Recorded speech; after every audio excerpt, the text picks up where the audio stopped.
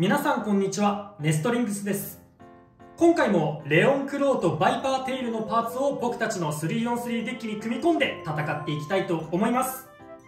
今回はつぶやきさん太郎と野水渡で対戦していきます。よろしくお願いします。お願いします。それではやっていきましょう。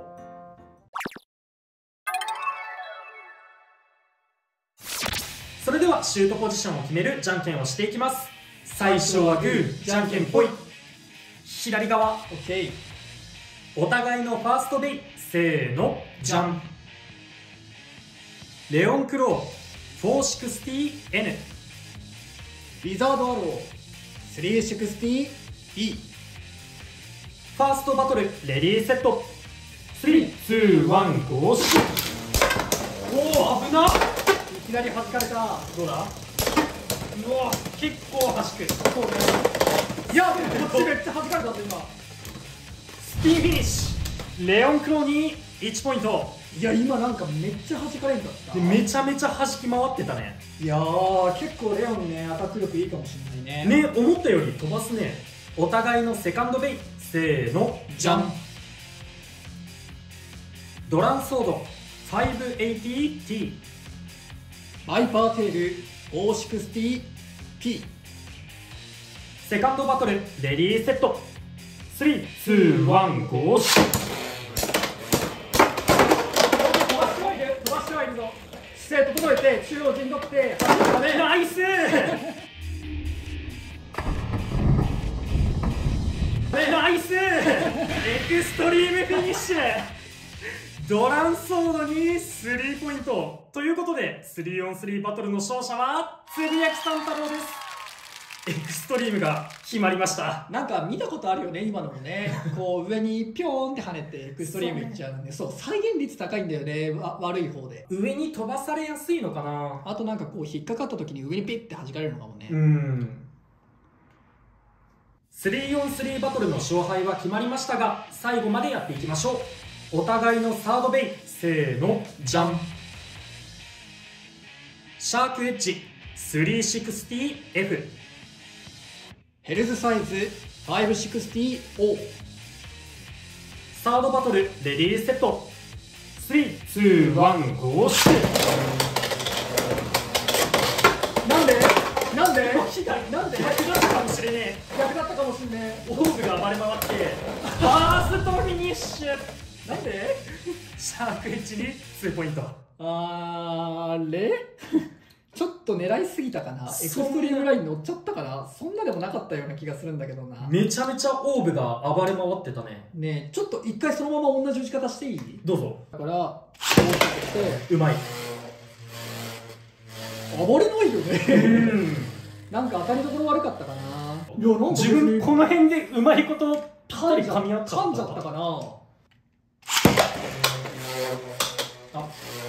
今のでぴったり噛み合ったのがさっきだったのかな。さっきだったかなって感じだね。まあ対シャークエッジだからもうちょっと緩めにシュートしてもよかったかもね。あんまりその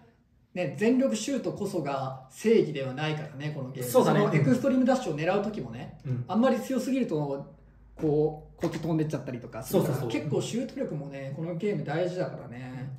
フルパワーでやればいいってわけじゃないんだよね。そこも奥深くて面白い。というわけで 3on3 バトルが終わりましたが、いかがだったでしょうか。いやー、今回まで動画外の話にはなってしまうけど、本来収録する動画を3本ぐらいなくしてその時間でね、この2期を割と一生懸命研究したんですよ。そう、研究に時間当ててたくさん回していろんな組み合わせ試して、でなんとなくこういうことが多いなって思ったのが、レオンクローが先にこっちのこと言っていいか。すまん。そう、その1時間半ぐらいのね、時間いろいろやってて感じたのは、前回の動画で話した時も同じこと言ったんですけど、バイパーテールは今回もそうだったんですけど、こう上に飛ばされやすくて、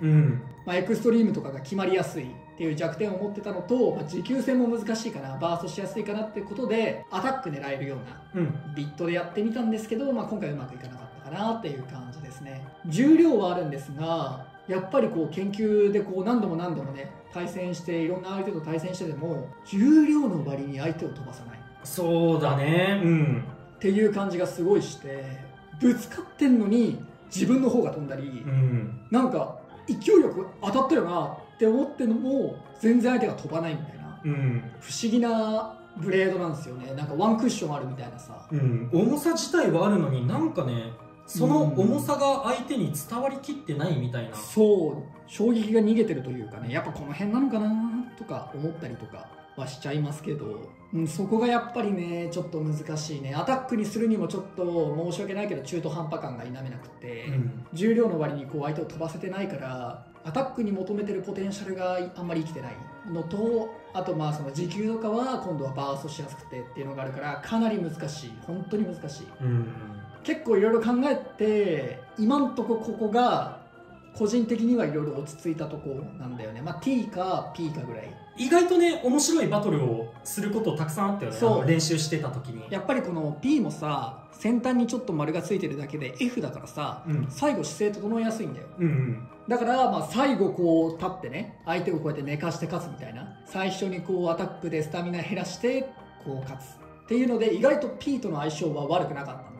からまあこれは面白いとは思うんだけど、ちょっとねまあ 3on3 デッキに入れるかってなると難しいなっていう感じが否めないかな。その作戦もねハマればいいんだけど、なかなかハマりづらいっていうところもね、そうなんだよね。あるんだよな。この綺麗なモールドを使ってね、こう相手のラチェットを狙おうっていうのも考えたんですけど、 N だとバーストするんです。難しいね。そうドランザーで良くないとも思っちゃうしね、その薄くてラチェットに直接攻撃狙いに行くならっていうのもあるんで、本当に難しいけど、なんかここまで使うと愛着湧いちゃうんだよなっていう輝かせたいよね。なんかそうなんだよな。でドランザーはさ、ドランザーなりの魅力があったんだよ。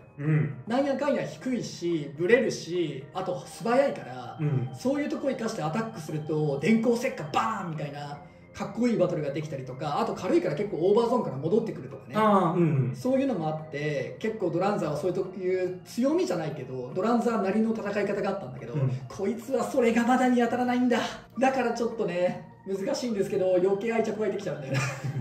っていうので、まあバイバーテイルの僕なりの総評ですけどかなり難しいですが、まあ、デザインめっちゃいいし、飾っとくだけでも全然かっこいいと思いますし、できれば輝かせてあげたいということでね、まあ、ちょっと難しいベイですけど皆さんぜひね手に入れた方はいろいろこう使ってみて、もし強いカスタマイズがあったら教えてください。本当に教えてほしい教えてほしいというのが、まあ、バイバーテイルの話でした。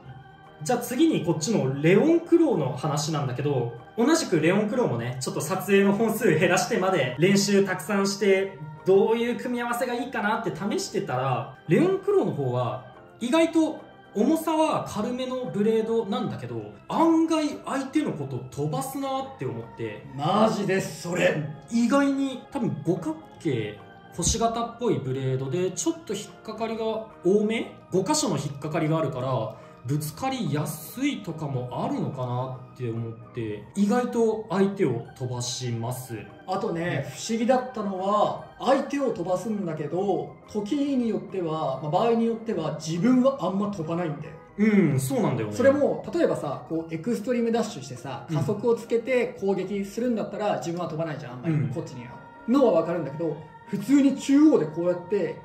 ただぶつかり合うみたいな感じで相手だけを飛ばすことがあって、なんでって思ったね。で今回 N で使ってみて、そういう自分が中央にいるんだけど相手だけを飛ばせるみたいなことがちょこちょこ起きるのがちょっと面白いなって思いました。もしかしたら関係ないかもしれないんだけど、このメタル部分の厚みとかも関係してくるのかなってちょっと思って、っていうのがバイパーテイルの方が重いんだけどメタルのぶつかるところが薄めで、なんか相手に殴りかかるっていうよりは切り裂くみたいなイメージ、ちょっとぶつかるメタルの層が薄めなのに対してレオンクローの方は結構メタル部分が分厚くって相手にぶつかりやすいから、なんか力が伝わりやすいとかあるのかな。分かんないけど本当に今回ね結構真摯にこのレオンクローとバイパーテイルをどうにか活躍させてあげたいって向き合った結果マジで思ったのは本当にそのレオンクローの謎の攻撃力なんだよね。そうなんか思ったより案外飛ばすっていう感想が出ました。うん、しかもなんか別にヘルズとかもさ頑張れば飛ばせてたし、しかもそのスタミナ戦とかでは勝てなかったにせよヘルズサイズ相手を一方的に飛ばすみたいなのは全然あったんだよ。しかもニードルだからねこれ、謎の踏ん張りが効くんだよね。接点少ないからさ、ニードルって結構飛びやすい、滑りやすいイメージなんだけど、このニードルで相手だけを飛ばすっていう不思議なんだよ。マジで不思議。なんか謎の踏ん張りが効いてちょっと面白かった。そうだから割とレオン・クローはかなり可能性はあると思う。ガチデッキに入るかっていうとまだまだ難しいとは思うけど、なんかこう面白さがある。そうね、やればやるほど味が出るスルメじゃないけど、結構こう使い込んでいったらもっともっと面白い戦い方できるんじゃないかなって思う。結構この辺使ってるね。そうだね、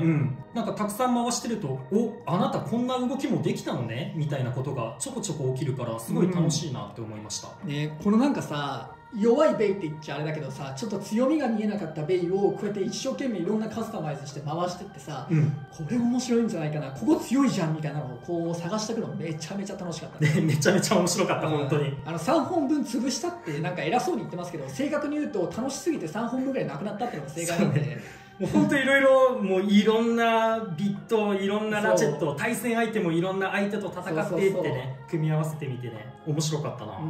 まあでも総評としてさ、そのレオン・クローはパーツ結構面白いものあるし、560は全然ガチ戦でも使えると思うし、バイパーテイルもね1種類だけではあるけどオーブっていうかなり強いパーツが入ってたりするから、2つのね商品買っても結構その得するパーツっていうのが入ってるかなと思ったね。でも本当この2つのねベイ別に最初ちょっとなんかどうなんだろうって思っちゃってたけど、比較相手も悪いんだよね。そのどうしてもヘルズサイズのボールとかと比べちゃうから、そこが良くないと思う。あいつが強すぎるっていうのもあってね、そうだね、比較対象の相手が悪いっていうのもあって、ちょっと強みを見つけづらかったけど、たくさん回してきたらね面白いところとかも見つかってきたから、もっともっと使っていきたいね。そうだね、レオン・クローもね今後新しいビットが出ればこのアタック力を活かせるかもしれないし、いやでも本当にねベイブレード X でこう自分があんまり飛ばないけど相手を飛ばすっていう現象なかなかないから、これは間違いなくレオン・クロー君だけの特徴だなって今んところ思ってるから、これね突き詰めてったら本当に面白いと思う。ぜひねなんかそのレオン・クローの面白いカスタマイズとか見たいなと思いますね。でもやっぱり重量じゃないね。そうだね、それこそこいつはね重量が重いのにアタック力が低くて、こいつは重量が低いのになぜかアタック力が高いっていう、形状とかにもよるけどなかなか分かんないもんだねって。本当に回してみないと分かんない部分が多い。そこが結構まあ面白いし、奥深い部分かなと思った。重量の話で、コバルト・ドレイクも出てくるね、あいつも自分がバーストしやすくてね重すぎてっていうのと、ちょっと活躍するのも彼もちょっとパーツが足んない感じもするんで、今後のパーツ次第でどんどん他のベイも化けるかもしれませんし、環境が変われば別のね、例えば今アタックが多いからナイトシールドが出てくるよみたいな、そういう環境によってもね 3on3 デッキやカスタマイズ変わってくると思うので、この2つの新しいベイと新しいパーツが出てきて意外と環境もしかしたら変わるかもっていう感じがしてね、すごいワクワクしてて楽しい気分になってるので、皆さんもねカスタマイズいろんなこと試して、今回の僕たちみたいに、僕たちは限られた時間で1時間半しかできてないですけど、もう本当にいろいろね時間のある限り許す限りいろいろ試してみてやってみるのもめちゃめちゃ面白いので、よかったら皆さんもね自分なりのベイとかカスタマイズとか追求してみてはいかがでしょうか。この動画が良かったらグッドボタンとチャンネル登録をよろしくお願いいたします。それでは次の動画でまた会いましょう。バイバーイ。バイバーイ。